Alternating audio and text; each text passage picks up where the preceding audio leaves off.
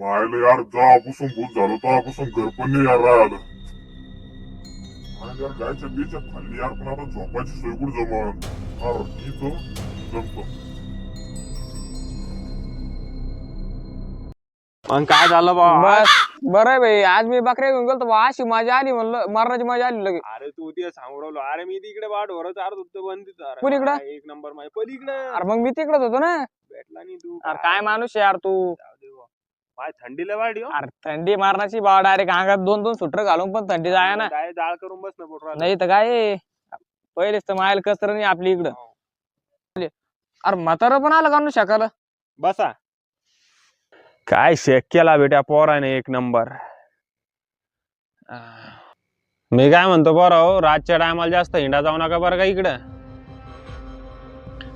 कौन ते कसं आहे माहितीये का, इकडे ना कधी कधी रातच्या टायमाला भूत हिंडत राहत. अरे काही म्हातारं जास्त झाली काय का नु याला आज. पोराव तुम्हाला मजाक वाटन. पहिल्या ना झोपडपट्टीत असं होतं ना, पण संध्याकाळचे 6 वाजले की सगळ्या घराला कुलप लागायचं आहे. काऊन की जो पलीकडा लिंब आहे ना, तिच्यावर रातचं भूत आडाच आहे. पोराव बघता हुशारीत राहा. चला येतो मी आता, बस झालं शकणं. चांगले लांबाले फेकत रे म्हातार. भेटेल नव्हतं काय का नु सकाळपासून कोणी भाव याला. लयच बोर तरी कॅमेरानी आलं इथं बसलं ना, हल्ले बोरंग गेलं. ए भाई जरा मी येतो, जरा इमर्जन्सी थोडी. भारी